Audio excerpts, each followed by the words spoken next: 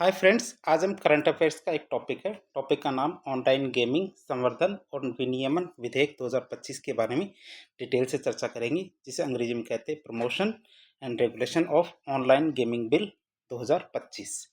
सबसे पहले बात करते हैं इसकी शुरुआत की कि यह हमें कहाँ से पता चला इसके बारे में। हाल ही में क्या हुआ, संसद ने ऑनलाइन खेल संवर्धन और विनियमन विधेयक 2025 पारित किया है, जो क्या करता है, रियल मनी वाले जो खेल है उन पर प्रतिबंध लगाता है, जबकि वो हमारे ई स्पोर्ट्स और जो हमारे ऑनलाइन सोशल गेम्स है इनको तो प्रोत्साहित करता है। इन सब के बारे में हम डिटेल से चर्चा करेंगे आगे। सबसे पहले बात करते हैं ये ऑनलाइन गेमिंग होती क्या है। ऑनलाइन गेमिंग का अर्थ होता है वीडियो गेम या इंटरनेट पर जो मल्टीप्लेयर अनुभव प्राप्त करते हैं, वही गेम हमारे क्या कहलाते हैं, ऑनलाइन गेमिंग कहलाते हैं। जो आपने कई बार रील्स में देखा होगा या फिर गेम्स के बारे में यदि आपको थोड़ा पता होगा तो वही होते हैं। आगे इनके बारे में डिटेल से चर्चा होगी। यह गेम क्या होते हैं, विभिन्न प्रकार के हो सकते हैं, जैसे ई स्पोर्ट्स इवेंट, व्यक्तिगत खिलाड़ी, मनोरंजन गेम, जो हमारे शैक्षिक गेम होते हैं। कई प्रकार के गेम होते हैं जिनके बारे में आगे आपको धीरे धीरे पता चलेगा। सरकार की बात करें तो सरकार ने बढ़ते ऑनलाइन गेमिंग क्षेत्र को विनियमित, ये मतलब रेगुलेट करने के लिए और बढ़ावा देने के लिए ऑनलाइन गेमिंग विधेयक 2025 पारित किया है। तो ये हमारे ऑनलाइन गेमिंग क्या है इसकी बात की। अब हम देखते हैं जो हमारा विधेयक है, तो इस विधेयक की क्या क्या प्रावधान है। तो ऑनलाइन खेल संवर्धन और विनियमन विधेयक 2025 के क्या क्या प्रावधान है, एक एक करके इनको देखें। पहला प्रावधान आता है गेमिंग क्षेत्र का इसने विभाजन किया। विधेयक ने क्या किया, ऑनलाइन जो गेमिंग है इसको विभिन्न खंडों में विभाजित किया, जैसे हमारे e sports, online social games और ऑनलाइन मनी गेम्स। बात करें ई स्पोर्ट्स की, तो ई स्पोर्ट्स क्या है, इन तीनों में से एक रचनात्मक उद्योग के रूप में इसको मान्यता मिली है। सरकार विकास और मुख्यधारा में लाने का समर्थन करेगी कि इस ई स्पोर्ट्स में क्या करेगी, सरकार विकास और मुख्यधारा में इसको लाने का प्रयास कर रही है। ऑनलाइन सोशल गेम्स की बात करें, बिना किसी वित्तीय दाव के कई बार हम ऐसे गेम खेलते हैं इंटरनेट पर जिसमें हम पैसा नहीं लगाते, जैसे लूडो गेम आता है, शतरंज गेम आता है। तो ऐसे गेम होते हैं जिनमें क्या हम पैसा नहीं लगाते लेकिन हम गेमिंग का अनुभव ले सकते हैं। तो बिना वित्तीय दाव के जो सुरक्षित और मनोरंजन उन्मुख जो प्लेटफॉर्म है, इनके रूप में इनको स्वीकृत किया है। एक आते हैं हमारे ऑनलाइन मनी गेम्स, इन पर पूर्ण रूप से प्रतिबंध लगाया है, जैसे हमारे पोकर आता है, रमी आता है, फैंटेसी स्पोर्ट्स आते हैं, ड्रीम इलेवन, इस प्रकार के तो सट्टेबाजी आधारित जो खेल होते हैं सहित किसी भी प्रकार के जो ऑनलाइन मनी गेम्स है जिस पर पूरी तरह से प्रतिबंध लगाया गया है कि भविष्य में आप इसमें पैसा कमा सकते हो या बाई चांस आप पैसा कमा सकते हो, तो ऐसे गेमों पर क्या लगाया गया, प्रतिबंध लगाया गया है। अब इन गेम्स के बारे में थोड़ा डिटेल से चर्चा करते हैं। सबसे पहले आते हैं ई गेम्स। ई गेम्स क्या होते हैं, परिभाषा के रूप में देखें तो प्रतिस्पर्धी कौशल आधारित डिजिटल गेमिंग, जहाँ खिलाड़ी या टीमें क्या है, संरचित टूर्नामेंट, लीग या चैंपियनशिप में भाग लेती है, जिनका प्रसारण क्या अक्सर ऑनलाइन या ऑफलाइन किया जाता है। एशियाई खेल होते हैं जैसे आयोजन में ई स्पोर्ट्स क्या एक नियमित विशेषता बन गया, मतलब कि एशियन गेम्स होते हैं उसमें सारे ब्रॉडकास्ट के जो अधिकार किसे मिलते हैं, ई स्पोर्ट्स को मिलते हैं। तो ये हमारे क्या होते हैं, ई गेम्स कहलाते हैं। जैसे हम टीवी पर देखते हैं, जैसे हम डिज्नी हॉट स्टार पर देखते हैं, कई बार क्या है ये मैचों के जो या फिर जो हमारे गेम्स होते हैं इनका लाइव टेलीकास्ट किया जाता है। तो ये होते हैं हमारे ई गेम्स। जैसे ओलंपिक ई स्पोर्ट्स गेम्स का उद्घाटन कार्यक्रम वर्ष 2027 में सऊदी अरब में किया जाएगा। तो इस तरह के जो गेम होते हैं वो ई गेम्स कहलाते हैं। जैसे एक होता है हमारे BGMI, मतलब Battlegrounds mobile India tournament, एक Valorant India series, Indian esports championship. इस प्रकार के गेम्स को हम क्या बोलते हैं, ई गेम्स। फिर आता है ऑनलाइन सोशल गेम्स। इनकी बात करें ऑनलाइन सोशल गेम्स की, तो ऑनलाइन सोशल गेम्स क्या होते हैं, आकस्मिक मनोरंजन केंद्रित डिजिटल गेम, जिनमें क्या होता है खिलाड़ियों के लिए कोई मौद्रिक दाव, मतलब हम कुछ भी पैसा नहीं लगाते हैं या फिर पैसा लगा के हमें किसी प्रकार का कोई वित्तीय लाभ भी नहीं होता। ये ऑनलाइन सोशल गेम्स होते हैं। जैसे हम कई बार लूडो खेलते हैं, तो लूडो किंग, अमंग अस, कैंडी क्रश, सागा, तो इस प्रकार के जो गेम होते हैं जो आपने कभी न कभी जीवन में खेले ही होंगे। इनको खेलने से ना तो आपके पैसे लगते हैं, ना ही आपको कोई वित्तीय लाभ होता है। हो सकता है इसके अंदर कोई फैसिलिटी प्राप्त करने के लिए आपको कुछ शुल्क अदा करना पड़े, लेकिन वो कंपलसरी नहीं होता है और ना ही इसको खेलने से आपको कोई वित्तीय लाभ होता है। तीसरे होते हैं हमारे online games, online money games. तो ऐसे खेल जिसमें धन जमा कराना, प्रवेश शुल्क, पैसा दांव पे लगाना, जिसमें मौका, कौशल और दोनों के आधार पर वित्तीय लाभ का वादा किया जाता है कि आप में यदि कौशल है तो आप ड्रीम 11 पर पैसा लगाइए और कमाइए 2 करोड़ रुपए, इस बार 2 नहीं 3 करोड़ रुपए। तो इस तरह वित्तीय लाभ कमाने का वादा किया जाता है। जैसे हमारा ड्रीम 11 है, MPL, माई 11 सर्किल, जैसे वो फैंटेसी स्पोर्ट्स गेम होते हैं। तो ये रमी सर्कल, अड्डा 52, रमी पोकर प्लेटफॉर्म, तो आपने वो देखा ही होगा कि आप क्या खेलते हैं कि मैं पोकर खेलता हूँ। तो उस तरह के गेम्स के बारे में बात कर रहे हैं। ये हमारे कौन से गेम्स कहलाते हैं? ये ऑनलाइन मनी गेम्स कहलाते हैं। जो आपने शाहिद कपूर का डायलॉग सुना होगा कि तू पोकर खेलता है क्या, तो वो वाला यदि आपने देखा हो तो। और कई बार आपने इंडियन जो टीम है तो उनकी टी शर्ट्स पर ड्रीम 11 के लोगो भी काफ़ी ज़्यादा देखे होंगे। अब बात करते हैं इनको प्रतिबंध और दंड की। तो इन पर क्या क्या प्रतिबंध लगाए गए और कौन कौन से दंड लगाए गए हैं। तो ऑनलाइन मनी गेम्स प्लेटफॉर्म के लिए कौन कौन से दंड किए गए? तो ऑनलाइन मनी गेम्स सेवा प्रदान करने वाले किसी भी व्यक्ति को कारावास, जुर्माना या दोनों से भी दंडित किया जा सकता है। बात करें यदि पहली बार उल्लंघन करते हैं तो 3 वर्ष का कारावास और 1 करोड़ रुपए का जुर्माना होगा। यदि वही व्यक्ति दोबारा इस का उल्लंघन करता है तो 3 से 5 साल का कारावास और 2 करोड़ रुपए का जुर्माना अगली बार होगा। बात करें मैं ऑनलाइन मनी गेम्स के प्रचार पे, क्यों? क्योंकि आप इसको देख सकते हैं आमिर खान, बड़े बड़े स्टार्स, बड़े बड़े क्रिकेटर, बड़े बड़े सेलिब्रिटी इनका प्रचार करते हैं। तो विधेयक में जो ऑनलाइन मनी गेम्स को बढ़ावा देने के लिए सोशल मीडिया प्लेटफॉर्म्स, विज्ञापनदाताओं पर भी प्रतिबंध लगाने का प्रावधान रखा गया है। यदि वे भी इसका उल्लंघन करते हैं तो उन्हें 2 वर्ष तक का कारावास और 50 लाख रुपए का जुर्माना हो सकता है। बात करें ऑनलाइन मनी गेम्स के लिए वित्तीय सेवाओं का प्रतिबंध की, तो बैंक और अन्य जो वित्तीय संस्थान ऐसे खेलों के लिए किसी भी प्रकार का लेन देन करते हैं उन पर भी पूरी तरह से प्रतिबंध लगाया गया है कि पैसा न तो लेना है, न ही इनको लोन या किसी प्रकार से पैसा देना है। अब इसके लिए क्या है, ऑनलाइन गेमिंग प्राधिकरण का गठन की भी बात की गई है। तो उसकी बात करें अथॉरिटी की, तो यह गेमिंग क्षेत्र को विनियमित, पर्यवेक्षित और समर्थन देने के लिए एक वैधानिक निकाय की स्थापना करता है। अब इसको जो भी शिकायतें प्राप्त होगी, जो हमारे ऑनलाइन गेमिंग प्राधिकरण है, इसको जो भी शिकायतें प्राप्त होगी तो प्राप्त शिकायतों या फिर स्वप्रेरणा के आधार पर यह निर्धारित कर सकता है कि कोई ऑनलाइन गेम पैसे वाला गेम है या नहीं। ये खुद ही डिसाइड करेगा, सुओ मोटो, मतलब स्वयं डिसाइड करने का इसको अधिकार है। यह नीति समन्वय, ई स्पोर्ट्स प्रकार, मनी लॉन्ड्रिंग, व्यसनधारी एल्गोरिदम, जो धोखाधड़ी पर अंकुश लगाने के लिए भी जिम्मेदार होगा। मतलब ये किसी प्रकार के जो रेगुलेशंस होंगे उनके लिए स्व विवेक के आधार पर निर्णय ले सकता है। ऑनलाइन गेमिंग प्राधिकरण की हम बात कर रहे हैं। अब हम बात करेंगे ऑनलाइन गेम, जो मनी गेम है, इन पे प्रतिबंध तो लगाया गया है, तो इसके पीछे कौन से तर्क है कि क्यों प्रतिबंध लगाया गया है। सबसे पहले आता सामाजिक घटनाएं कि पिछले 31 महीनों में ऑनलाइन मनी गेम्स की लत से जुड़े 32 आत्महत्या के केस दर्ज किए गए हैं। आर्थिक संकट की बात करें, परिवार जीवन भर की बचत इसके अंदर गंवा रहा है, एक तरह से जुए की लत बढ़ रही है। राष्ट्रीय सुरक्षा संबंधी चिंताएं, धन शोधन, धोखाधड़ी, आतंकवाद के वित्त पोषण के संबंध में भी ये पैसा काम आ रहा है। जन स्वास्थ्य की बात करें तो युवा में लत, चिंता, अवसाद, व्यवहार संबंधी कई विकार देखने को मिले हैं। तो कई प्रकार के ऐसे तर्क हैं जिनके कारण इसे प्रतिबंधित किया गया है।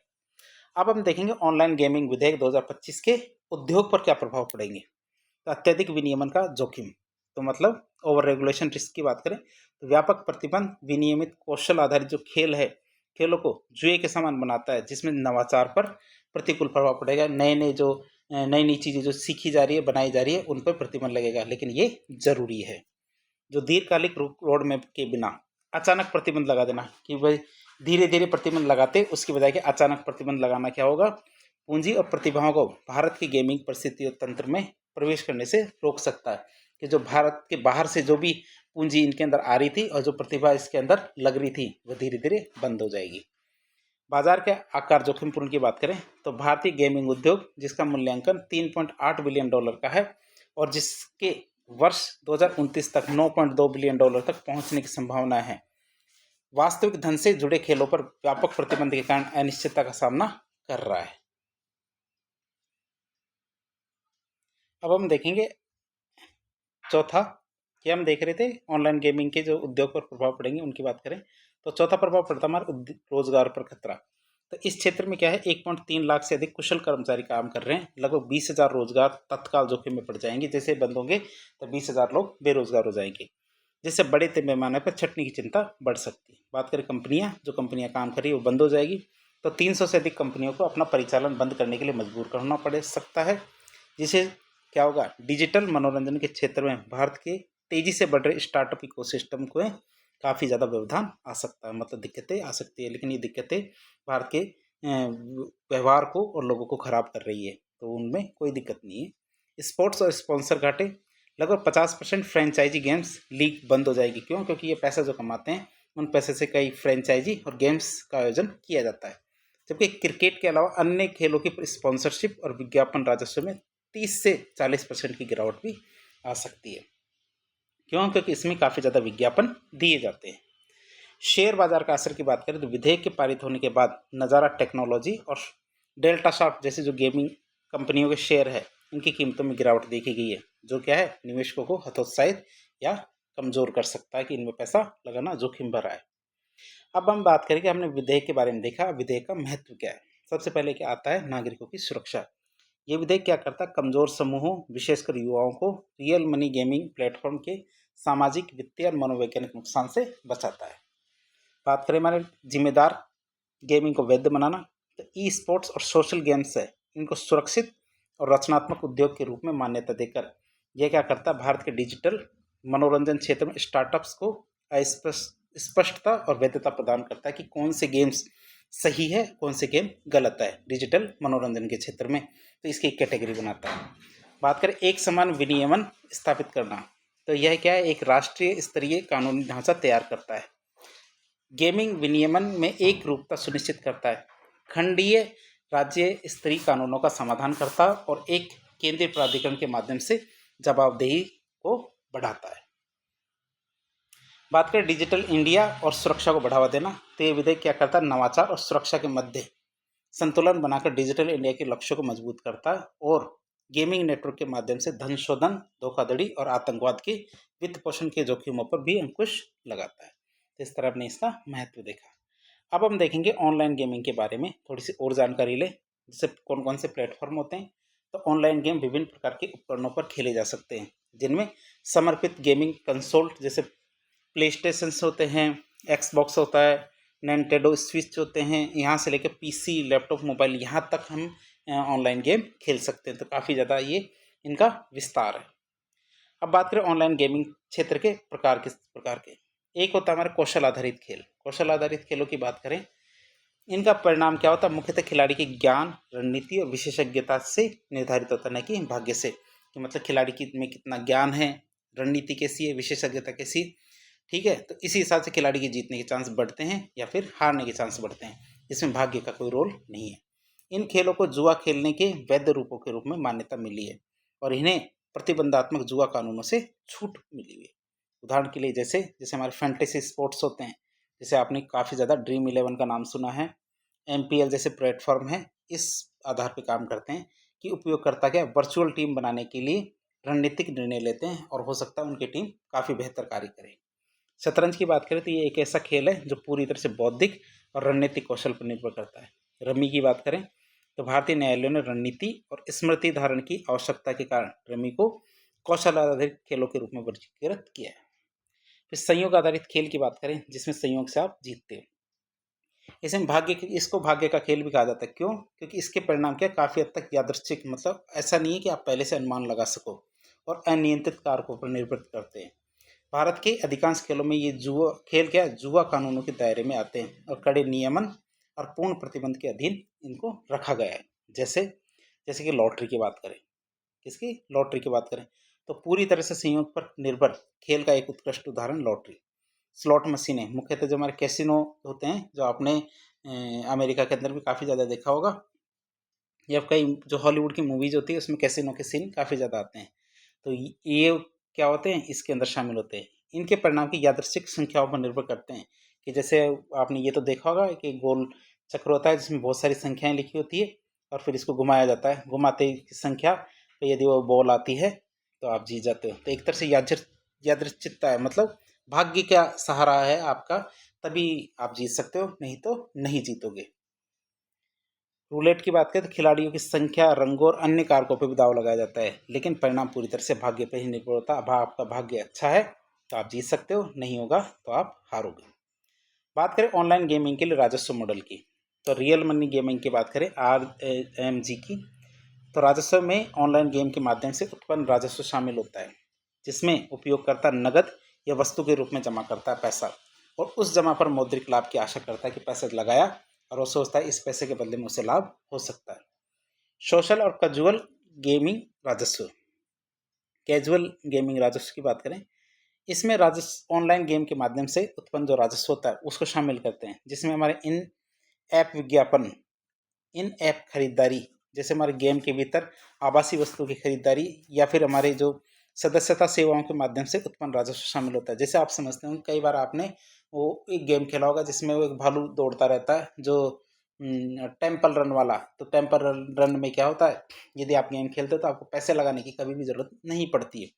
लेकिन गेम के दौरान यदि आप उसमें बूस्टअप करना चाहते हो कि जिसके अंदर आप कॉइन्स लेते हो, तेज़ दौड़ाते हो, या कोई नई फैसिलिटी लेते हो, तो इसके लिए आपको पैसा खर्च करने की ज़रूरत पड़ती है। तो ये हमारे कैजुअल गेमिंग राजस्व आएंगे। रियल गेम मनी गेम के अंदर तो क्या आता है, आप सीधा सीधा खेलने के लिए पैसा देते हो, लेकिन कैजुअल गेमिंग राजस्व के अंदर खेलने के लिए कोई पैसा नहीं है, लेकिन इसके अंदर यदि आप खेल के दौरान कोई फैसिलिटी लेते हो तो उसके लिए आपको पैसा देना पड़ सकता है। बात करें ऑनलाइन गेमिंग राजस्व की, तो ऑनलाइन कौशल आधारित जो गेमिंग है क्षेत्र का एक उभरता हुआ क्षेत्र, ऑनलाइन कौशल आधारित जो गेमिंग क्षेत्र एक उभरता हुआ क्षेत्र है। अब बात करें इसके विकास की क्या क्या संभावना है। एक रिपोर्ट के अनुसार देखें तो ऑनलाइन गेमिंग भारत में सबसे तेजी से बढ़ने वाले क्षेत्रों में से एक है, जिसकी बात करें तो 2023 तक 33,000 करोड़ का कारोबार रहा था। बात करें 23 से 28 के बीच में तो 14.5% की चक्रवर्ती दर की बात करें, ऐसे ही इसी दर से यदि ये बढ़ता रहा तो यह धीरे धीरे 28 तक आते आते 66,000 करोड़ तक इसका कारोबार पहुंच जाएगा। भारत की बात करें तो भारत के रियल मनी गेम जो RMG है, ये बाजार ने भारत में वर्ष 2023 के दौरान 16,500 करोड़ रुपए का चौंका देने वाला राजस्व अर्जित किया था। किसने? RMG ने क्या किया था, 2023 के दौरान 16,500 करोड़ रुपए का राजस्व इकट्ठा किया, मतलब टैक्स दिया है। और 2024 की बात करें तो 2024 से वर्ष 2028 तक यदि इसकी 10% चक्रवर्ती ब्याज की दर भी लगा के रखें तो इसी तरह से बढ़ने की संभावना है कि यह ऐसा लग रहा है कि धीरे धीरे देश के अंदर काफ़ी ज़्यादा फैलने वाला है। FDI की बात करें तो वैश्विक निवेशकों ने पिछले 5 वर्षों में लगभग 2.8 बिलियन अमेरिकी डॉलर, या देखें तो 23,000 करोड़ रुपए का निवेश किया है भारत के अंदर। तो FDI की बात करें तो भारत के अंदर 23,000 करोड़ रुपए का FDI भारत के अंदर आया इन गेमों के माध्यम से। रोजगार के अवसर की बात करें तो ऑनलाइन गेमिंग अगले कुछ वर्षों में पहले से सृजित 2 लाख के अलावा 2 से 3 लाख अतिरिक्त प्रत्यक्ष और अप्रत्यक्ष रोजगार उत्पन्न कर सकता है। गेमिंग उद्योग मार्केटिंग, बिक्री, डेटा विश्लेषण, गेम डिजाइन, तकनीक के साथ साथ लाइव स्ट्रीमर्स, कोच, मेंटर, खेल चिकित्सक आदि के क्षेत्र में क्या रोजगार उत्पन्न कर रहा है। तो आप इसको देख सकते हैं। भारत की बात करें तो भारत में ऑनलाइन गेमिंग के विकास को आकार देने वाले कौन कौन से कारक हैं। बात करें युवा गेमिंग समुदाय, भारत विश्व का सबसे युवा देश है जहां लगभग 65 करोड़ स्मार्टफोन उपयोग करता है, मतलब भारत के अंदर लगभग 65 करोड़ लोग स्मार्टफोन काम में लेते हैं, जो इसे युवा गेमर्स का केंद्र बनाता है। 42.5 करोड़ गेमर्स का एक बड़ा समुदाय भारत के अंदर है, मतलब भारत के अंदर 42 करोड़ लोग गेम खेलते हैं। इस उद्योग में मोबाइल उपयोगकर्ता की हिस्सेदारी 85% है कि, और ये गेम कहाँ से खेले जाते हैं? मोबाइल से। जो कितने 85% तक लोग क्या मोबाइल से गेम खेलते हैं। और PUBG mobile, free fire, clash of legends और कॉल ऑफ ड्यूटी मोबाइल जैसे जो मोबाइल गेम है इसके प्रमुख गेमों में से एक है। सस्ता डेटा उपभोग की बात करें तो भारत में विश्व में सबसे सस्ता इंटरनेट मोबाइल डेटा मिलता है, जो मनोरंजन और गेम खेलने के लिए डेटा उपभोग की संस्कृति है इसके निर्माण में भी सहायता करता है। 2023 की बात करें तो एक औसत भारतीय नागरिक हर महीने 24.1 GB डेटा का उपयोग कर रहा है हर महीने, जो वर्ष 2022 की तुलना में 24% ज़्यादा है। मतलब प्रत्येक भारतीय ने लगभग 24% ज़्यादा नेट खर्च किया है 2023 के मुकाबले 24 में, और ये गेम के अंदर ही खर्च हो रहा है। ऑनलाइन गेमों में ज़्यादा खर्च होता है नेट। बात करें विकसित होता स्टार्टअप इकोसिस्टम, तो animation, visual effects, gaming, comics, extended reality, मतलब AVGC XR इकोसिस्टम है, जो भारत की के अंदर राजस्थान राज्य है उसके अंदर भी ये पॉलिसी लाई गई थी, AVGC XR पॉलिसी। इसके भीतर स्टार्टअप्स की बढ़ती संख्या, गेमिंग और ई स्पोर्ट्स में उद्यमशीलता के जो उपक्रम हैं इनके लिए बहुत आवश्यक स्वदेशी समर्थन नेटवर्क प्रदान करती है।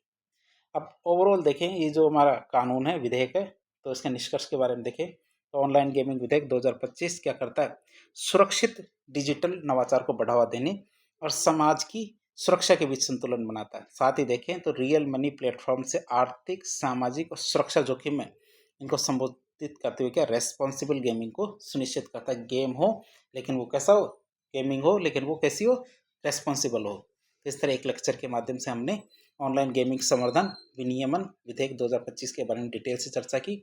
इस प्रकार के इन्फॉर्मेटिव वीडियो देखने के लिए हमारे चैनल से जुड़े। वीडियो पसंद आता तो वीडियो को लाइक करें, चैनल को सब्सक्राइब करें, अपने दोस्तों के साथ शेयर करें। धन्यवाद।